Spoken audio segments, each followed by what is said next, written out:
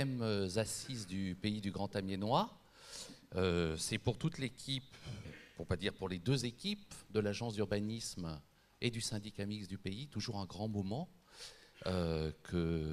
d'accueillir notre territoire pour des travaux et pour des échanges. Cette année, c'est une première, et donc vous pouvez vous brancher sur vos réseaux sociaux pour passer l'information. Ces assises sont filmées, bien sûr, et donc retransmises en direct sur le site internet de l'agence d'urbanisme. Voilà, pour une couverture quasi mondiale. Monsieur le Président, je vous laisse peut-être le mot d'introduction. Merci Jérôme. Si nous sommes en mondiovision, comme on disait il y a quelque temps quand c'était à la télévision, en tout cas c'est vrai qu'il faudra faire l'habitude de faire circuler cette information, puisque ça peut être utile pour des gens qui ne peuvent pas se déplacer et qui auraient sous même la volonté de suivre nos assises. Donc le Pays du Grand Amiénois organise aujourd'hui ses 4e assises, ce qui montre aussi son dynamisme, son activité. Donc après la première manifestation de 2006, qui marqua l'acte fondateur du Pays du Grand Amiénois, donc, et après les assises 2007 et 2009, qui furent consacrées, vous en souvenez sans doute, au développement économique territorial et à l'habitat durable, qui avait connu un vif succès. Je crois que là, nous sommes un peu moins nombreux, on me signalait, mais on peut peut-être être relayé par les moyens modernes de communication, et sans doute parce que sur l'habitat, chaque maire, chaque élu se sent directement acteur. Sur la mobilité, peut-être pas encore. C'est peut-être encore ça qu'on doit faire comprendre à toutes nos communes, à tous nos élus. Mais justement, on va parler donc de mobilité toute la journée avec bien sûr plein d'invités. On viendra donc sur tout cela, mais vous avez déjà les documents qui vous l'indiquent. Mais avant de développer ce sujet, peut-être revenir quelques mots sur un peu tout le travail qui nous a mobilisés sur l'élaboration du SCOT. Ça a quand même été un travail de 6 années, au moins. Bien sûr, mais évoquer aussi notre syndicat mixte, parce qu'on vient d'évoquer sa date un peu de naissance, et c'est important de revenir sur ce que nous avons fait ensemble. Donc le Pays du Grand Amiénois est un établissement public original parce qu'il assure donc la maîtrise d'ouvrage du... Alors second, on n'est pas le premier, le second plus grand SCOT de France, on aime à le répéter au niveau national, et chaque fois c'est remarqué. Donc ce schéma de cohérence territoriale réunit un grand nombre de communes, toutes les communes de notre pays. Alors ça, c'est un peu identitaire à notre Picardie avec des départements qui ont beaucoup de communes, mais tout de même, dans notre pays, 381 communes. C'est quand même un fait notable. Alors je ne sais pas si c'est le plus grand nombre de communes, mais en tout cas, sans doute l'un des plus importants aussi. Et donc l'espace de mise en cohérence donc, de notre projet commun. Syndicat mixte qui répond donc à l'esprit de la loi Solidarité et renouvellement urbain de 2000 et à la loi Vanney de 99. Donc revenons un petit peu à ce que depuis sa création effective, jeune, seulement en 2008, donc au travers, bien sûr, précédé, je le dis, si syndicat mixte a pu se créer, c'est que nous avions la chance d'avoir déjà une agence qui existait déjà auparavant, dont j'aime à rappeler ici que Jérôme avait été un des porteurs sur les fonds baptismaux quand il était responsable d'une autre agence et qui joue un rôle au niveau national. Il est toujours très actif au niveau national et ça nous permet, à Amiens et à notre agence et à notre pays, d'être très souvent bien reconnus et bien impliqués dans les dossiers nationaux. Donc, bien sûr, c'est l'ADUGA qui porte à l'émergence du pays en contribuant techniquement à la rédaction de la charte donc, de notre pays. Depuis donc 7 ans maintenant, le Grand Amiénois préfigure l'esprit aussi d'un pôle métropolitain, dont on rediscutera, mais surtout ici, un pôle métropolitain de proximité, riche dont 335 000, alors un petit peu comme tous les élus, j'exagère toujours un peu, je dis toujours 340 000, mais bon, on arrondira, allez, toujours à la dizaine supérieure, bien sûr, qui fédère surtout une agglomération et 11 communautés de communes. Nous avons, je pense, parcouru ensemble déjà un beau chemin et déjà accompli beaucoup d'actions. Dans un esprit à chaque fois de construction de politique publique intégrée et de mutualisation de moyens. Le pays pilote, ou à piloter déjà un certain nombre d'études et d'analyses qui sont utiles à la réflexion des élus. Donc je rappelle une enquête ménage sur l'ensemble du territoire, une étude stratégique sur l'habitat qui a conduit bien sûr chacun dans son PLH à en tenir compte, une étude dont on évoquait à l'instant quelques élus sur les friches d'activité, importante, je crois qu'elle a démarré concrètement, m'indiquait que les premières visites de friches sont en cours. Alors j'ai bien compris qu'on était sur 37 et pas sur 36, puisque voilà, il y en avait d'autres importantes qu'on a souhaité prendre en compte. Et puis une autre sur l'élaboration d'un schéma de service pour le bien grandir. Alors le bien grandir, ça touche bien sûr, je dirais, dès la naissance, hein, jusque tout le système école. Donc c'est à la fois les crèches, les écoles. Et en ce moment, c'est un débat national sur le temps de l'enfant, qui a bien sûr des conséquences sur l'ensemble de ce domaine, à la fois les crèches, les écoles, et donc toutes les questions qui sont liées à cette organisation, à la fois du temps, mais aussi bien des problèmes de mobilité qui se posent aussi, bien sûr, dans ce domaine. Je rappelle que, et j'évoque souvent ça dans mes débats avec mes collègues maires de grandes villes de France, notre pays assiste également ces intercommunalités dans le montage de leurs projets, retenus dans le cadre particulier de la contre-évaluation régionale, hein, et que ce soit d'ailleurs au régional ou au niveau départemental, puisque en ce moment, on joue un rôle sur les deux. Et donc, il est un acteur important de réflexion pour les territoires. Alors aussi, un autre point, que c'est original là aussi, le travail que nous faisons sur les cinémas, dans le cadre du Grand Théménois, dits ruraux, mais qui sont dans des petites villes, hein, je veux pas, mais qui jouent un rôle, bien sûr, qu'on ne soit pas obligé systématiquement de se déplacer à Amiens pour aller au cinéma. Je souhaite que tous les gens du pays viennent à Amiens, et ils le font, mais aussi faire vivre je dirais, un certain nombre de cinémas dans d'autres agglomérations de notre territoire. Je crois que nous pouvons être fiers, en tout cas, moi, quand je regarde au niveau national et que je discute, je dis avec des collègues, on a su créer chez nous véritablement un syndicat qui a cet esprit de solidarité. Ce n'est pas une couche supplémentaire pour alors dire le millefeuille institutionnel. Je crois que c'est vraiment un outil pour nous tous. Nous sommes donc, je crois, en avance sur la plupart des territoires. Nous avons su créer un lieu propice au débat, à l'échange et à la connaissance partagée. Et j'espère que cette journée contribuera aussi sur le domaine dont nous allons débattre. Le SCOT atteste, me semble-t-il, je dirais cette volonté, puisque c'est bien grâce à cette volonté partagée de coopérer, de réfléchir, de travailler ensemble, accompagné bien sûr par l'agence, pour être un catalyseur d'action, un initiateur d'intention. Et il doit poursuivre ce rôle de travail de passeur entre nos collectivités pour maintenant passer à l'étape supérieure. On a arrêté le SCOT au mois de décembre, j'espère. On va véritablement le valider. Et ensuite, je dirais, les choses ne font que commencer, même si quand on a bien travaillé, qu'on a bien réfléchi, ensuite, la mise en œuvre, hein, bien sûr, et compte tenu des situations nationales de notre pays, je crois qu'il est important qu'on puisse faire ce travail à cette échelle. Donc, je vais revenir, bien sûr, au thème de la journée.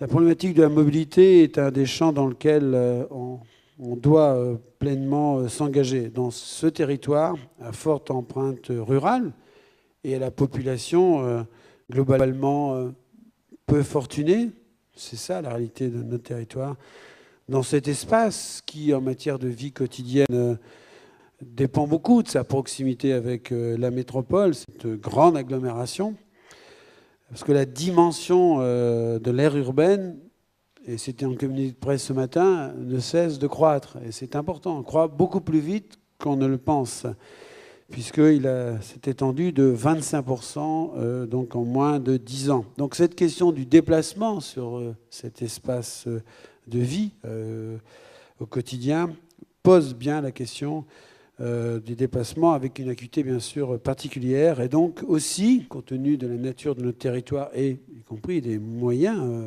financiers, économiques de notre territoire et de ceux qui l'habitent, eh bien, une inventivité particulière pour trouver des solutions qui sont bien sûr adaptées à notre possibilité et aussi à la nature de nos territoires. Donc, à aborder cette question, il ne suffit pas de se passer, je le dis parce qu'on me le reproche, moi et des élus de la métropole, dans un discours qui serait anti-automobile. Ce n'est pas la question.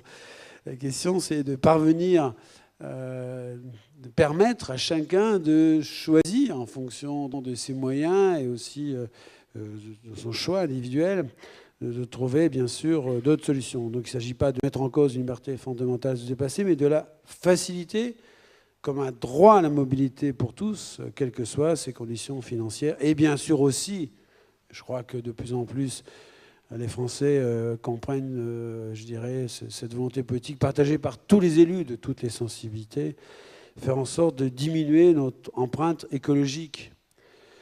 C'est donc bien une question d'équité sociale qui doit nous guider vers des modes alternatifs à ce que certains ont d'appeler alors l'autosolisme, une nouvelle expression que je découvre un peu, mais chacun comprend bien. Ce qu'il faut éviter, c'est qu'on soit seul dans sa voiture. Je disais, moi, déjà, il y a des décennies, tout un mode de déplacement sur lequel on peut se poser quand même une question en disant que même les plus costauds d'entre nous, on pèse en général, voilà, en moyenne, 80 kilos, et on se déplace avec 700, 800 kilos d'une automobile. Ce n'est pas forcément un rapport entre la personne qu'on déplace par rapport à la quantité de ce que les autres reçoivent. C'est toujours la chose que je me suis faite. Moi, quand j'étais gamin, je posais cette question, je me dis, mais dans le fond, quand même, fondamentalement, c'est pas un véhicule léger, quoi, même si les poids des voitures a beaucoup baissé. Et quand je dis 600 kilos, c'est parfois une tonne. Hein, voilà. Ça a eu tendance à croître. Ça a eu tendance, ça rebaisse, voilà, mais... ça rebaisse avec les nouveaux matériaux, mais à un moment donné, c'était de plus en plus... Alors, je ne parle pas d'autres véhicules encore bien plus lourds, bien sûr. Bon, je me suis un peu perdu dans mon discours parce que je viens, mais donc chacun, en tout cas à son niveau, doit faire preuve, pour moi, de volontarisme, et les collectivités ont bien sûr un rôle à jouer pour faire évoluer les offres de transport. C'est ça qu'il faut faire évoluer, pour que chacun puisse avoir effectivement le choix. Et donc chacun, avec ses compétences, eh bien, doit agir. L'action et les moyens conséquents qui ont été consentis par des collectivités, je le rappelais parce que c'est important de le dire. La région Picardie, avec une offre qui s'est vraiment augmentée, a abouti, y compris à une fréquentation, on le sait, beaucoup plus importante en peu d'années. C'est évidemment financièrement très lourd, hein, avec le renouveler, je dirais, les TER. Alors, je dis qu'il y a toujours le problème entre Amiens et Paris, mais ce n'est pas ça qu'on évoque. Mais globalement, sur le territoire, on sait que le nombre de personnes qui utilisent les moyens mis à disposition par le Conseil général à la SNCF ont permis d'augmenter l'utilisation de ces TER. Mais aussi le Conseil général, dont je salue ici le vice-président, j'ai vu tout à l'heure, Stotter, il est où, perdu, et sans doute tous les élus, voilà. Tous les élus, qu'ils soient donc de la région du Conseil général de métropole ou bien sûr tous les maires et tous les élus de notre territoire, aussi a fait un effort et fera encore un effort pour permettre de développer transport. La difficulté, chacun le sait, c'est que on est un territoire départemental avec un très grand nombre de communes. Donc là, je crois que c'est plus de 700. Combien? 782 783. Ah, il y en a une de plus. Non, parce qu'entre 300, nos 381 et les 780, j'avais essayé 2-3. Et donc, on sait que c'est une difficulté conséquente. Nous travaillons, je vous le dis, et je profite de le rappeler, à faire en sorte que, y compris eh bien, au niveau départemental, peut-être faudra-t-il créer un syndicat sur ces questions de mobilité, de transport. Et je revois dans quelques jours le président du Conseil général pour évoquer ensemble ce dossier. Moi, j'y suis favorable parce que, comme je l'ai dit, c'est une question difficile et sur laquelle tous ceux qui organisent des déplacements, donc la région, le département, mais aussi, je dirais, les AOT, comme on dit, que ce soit d'Abbeville ou d'Amiens, donc qui sont quand même un peu des lieux où on va, il faut qu'on travaille tous ensemble à trouver encore une offre de meilleure qualité. Et on sait dans le territoire, pour un certain nombre de communes, c'est extrêmement important. Voilà, donc, puis en métropole, alors bon, là je ne vais pas vous faire un scoop parce que j'ai pas de scoop à faire, mais vous savez quand même qu'on travaille sur un projet de TCSP, parce qu'il ne suffit pas d'arriver à Amiens avec le conseil général, je dirais, la région, il faut aussi au sein de cette métropole qui est donc le lieu où, c'est constat, hein, les gens ont besoin de venir, où se concentre quand même beaucoup d'emplois. Beaucoup de gens viennent travailler à Amiens. Hein. 40% des emplois sur un métropole sont des gens qui viennent de l'extérieur de la métropole. Donc la question des déplacements se pose. Mais il ne suffit pas qu'on arrive à la gare avec que ce soit les bus ou avec les trains. Il faut aussi se déplacer rapidement. Donc vous savez tous que le réseau, mais Thierry en parlera, a été réorganisé donc avec un nouveau délégataire. Et il se met en place au 7 janvier. Alors, je ne sais pas si c'est un manque de chance, mais aujourd'hui, j'ai appris en arrivant que justement, pour des raisons de panne d'un système de communication entre les bus et la centrale, donc pour des questions de sécurité, il n'y avait pas de bus. Alors, vraiment, je me suis dit, ça, c'est... Le jour des assises de la mobilité. Le jour des assises de mobilité. Voilà, je suis un peu triste de vous le dire, mais la formation, de toute façon, elle est là. J'ai vraiment appris en arrivant à 8h30 quand je suis arrivé. Donc, on va essayer de régler ça au plus vite, y compris, je dirais, on fait des dizaines de millions d'euros d'investissement pour moderniser les bus. On a acheté, je ne sais plus combien depuis que je suis là, mais 43 d'un seul coup, plus une quinzaine, une vingtaine chaque année. Donc, on a des bus qui sont très beaux et qui sont très jeunes, on va dire, d'âge moyen par rapport à beaucoup de réseaux. Visiblement, il faudra aussi qu'on s'interroge sur les moyens de communication. Alors je dis, je suis un peu surpris quand c'est mon pays où chacun a plein de choses pour téléphoner dans les poches et pour faire plein de trucs, y compris qu'on puisse nous regarder en direct. Hein. Mais on a encore des problèmes de communication entre les bus et la centrale de gestion. Enfin, peu importe, il faudra qu'on règle ce problème. Donc, mais ces assises sont aussi l'occasion, bien sûr, de découvrir de nouvelles expériences, des actions publiques locales. Et dans les panneaux que j'ai vus à l'entrée, il y en a des originales. Hein. La mobilité, c'est pas seulement sur des grandes distances, c'est aussi parfois sur des courtes distances, pour aller à l'école, pour les enfants, pour les patients de loisirs. Et tout le travail qu'on fait aussi, la mobilité, eh bien, avec des modes plus doux, marche à pied, vélo. Et là aussi, alors, je retiendrai de ma journée qu'il faut que je règle le problème aussi... pour attacher les vélos, quand on vient à vélo sur le site, il n'y a visiblement pas beaucoup d'endroits prévus. Donc je verrai si c'est le délégataire de gestion du site ou si c'est la métropole, mais l'année prochaine, ça sera réglé. Voilà. Ça fait 10 ans que ça traîne. Tous à vélo l'an prochain. On viendra tous à vélo l'année prochaine. En tout cas, donc, des formes originales. Et puis, vous avez des partenaires qui viennent d'autres régions, justement, qui vont témoigner d'expériences et d'actions publiques originales, que ce soit plus près de nous, hein, dans l'Oise ou dans le sud-ouest amiénois, mais aussi de la Normandie et du Gard. Alors, je salue les gens du Gard qui vont venir, je dirais, chez nous aujourd'hui. On est dans un climat picard hein, aujourd'hui, typiquement de l'automne, avec ce qui permet de remplir nos nappes phréatiques. En ce moment, elles se remplissent bien, je pense. Et en tout cas, dans la matinée, nous allons pouvoir, avec le regard de tous ces experts qui viennent d'ailleurs, mais aussi de chez nous, pour répondre à quelques questions de fond, pour comprendre dans ce début du XXIe siècle les enjeux qui sont extrêmement importants. Nous sommes interpellés là-dessus, nous devons trouver des solutions en jeu pour que mobilité et territoire puissent continuer à faire une société... Voilà, qui ne soit pas en train de détruire, mais de préparer notre avenir. Nous devons agir, nous avons commencé à agir, mais nous devons agir fortement là-dessus parce qu'on sait, je crois que maintenant, je crois que tous ceux qui sont les élus en sont vraiment convaincus, je le disais, nous ne pouvons plus penser notre société comme on l'a pensé encore il y a 10 ans, 20 ans. On doit se tourner vers l'avenir. Merci de m'avoir écouté et bon travail. Alors, petit point d'information personnelle, je dois vous quitter à 10h maintenant. Je vous retrouverai en fin d'après-midi pour participer à un débat et surtout entendre les conclusions de vos ateliers et de vos travaux. Et donc, bon courage à tous et désolé de devoir vous quitter. Merci.